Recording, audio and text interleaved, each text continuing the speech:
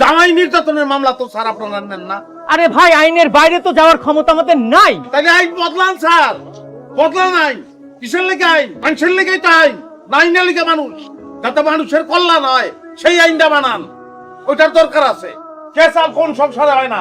সব সংসারে টুকটাক কেসাল হয়। ম্যাডামের লগে আপনার ঝগড়া হয় না? বুকে হাত দিয়ে বলতে পারবেন যে ঝগড়া হয় না? যদি না হয় এটা সংসারই না, সব জায়গায় আছে কেসাল। বউ মামলা করলে সেই মামলা আপনারা নিয়ে নেন, জামাইয়ের মামলা আপনি নেন না। পুরুষ নির্যাতন হয় না? আর এইসব মামলাগুলোতে মিথ্যা মামলা অধিকাংশই, এটা তো আপনারা জানেন নাকি জানেন না?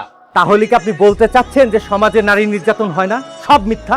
সমাজের নারী নির্যাতন হয় না এই কথা আমি বলি নাই স্যার। তাহলে অবশ্যই নারী নির্যাতন হয়, হয়, কিন্তু পাশাপাশি পুরুষ নির্যাতন হয়, আর মিথ্যা মামলা হয় অহরহ স্যার। এই জন্য আমি বলতাছি যে সুষ্ঠু তদন্ত সাপেক্ষে সিদ্ধান্ত নেওয়া উচিত। এখন যদি উল্টাপাল্টা কিছু করার আপনারা চেষ্টা করেন, তাহলে আমার মৃত্যুর জন্য আপনারা দায়ী থাকবেন স্যার। কারণ বিনা অপরাধে কেউ শাস্তি না পায়, এটাই সিস্টেম হওয়া উচিত স্যার। হ্যাঁ, আপনার কথা মতো সিস্টেমটা চলবে, তাই না? পুরা সিস্টেমের কথা তো বুঝতে পারবো না স্যার। আধার ব্যাপারই হইয়া জাহাজের খবর আমি লইতে চাই না।